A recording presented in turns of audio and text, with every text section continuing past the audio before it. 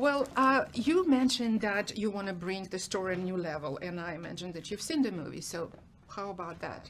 Did it? Yeah, sure. We went into it. After the first one, we had people enjoyed the film, and we had the chance to make the second one. And the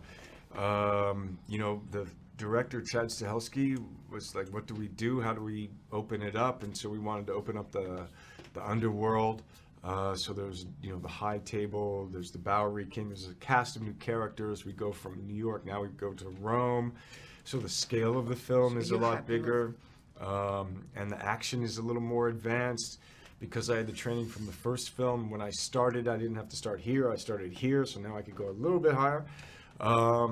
And there's more humor, and so... Yeah, that's actually was really nice touch. Yeah. I meant to tell you. How many times you heard yesterday word badashes about this movie? I didn't. You didn't? No. I think that the first word come up in my mind. That's super badashes. Oh, really?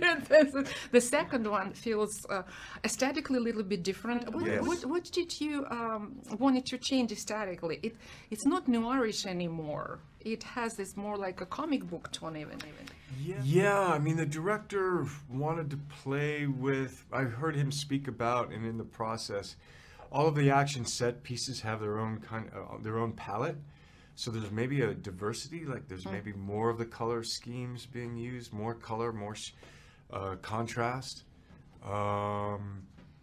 And, I still think there's a John Wick tone and a look. But I think it's like the film, it's kind of expanding a little bit. That significance of his tone, the significance of his suit, I would imagine it's quite uncomfortable to fight.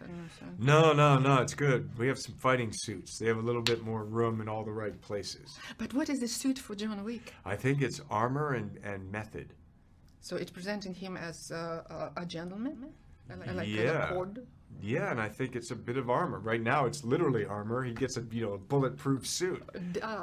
But I think it has a little bit more layers than that. No, of course, that's why I said it was armor, literally a kind of psychological and for method. I think there's something about the sartorial precision of it that is about, it's his way. I really like this phrase that you are always that guy.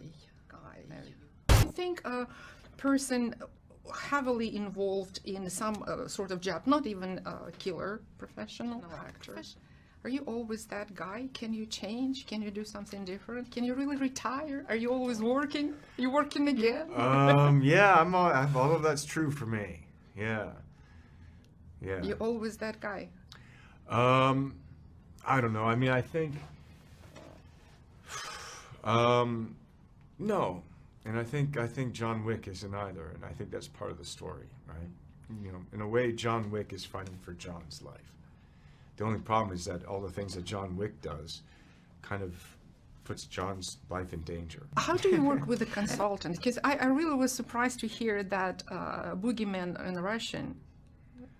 Yeah, it's not a typical Russian usage of the word, I believe. What's the word? May I ask you to say that? What, Baba Yaga? Baba Yaga. Yeah. Baba Yaga. You know exactly what Baba Yaga means? Well, I mean, a little bit. I mean, in terms of the witch and the rooster and the kind of that character, it's not typically male, and it's not really, but there is the aspect of the fairy tale of it, and that something could be coming for you.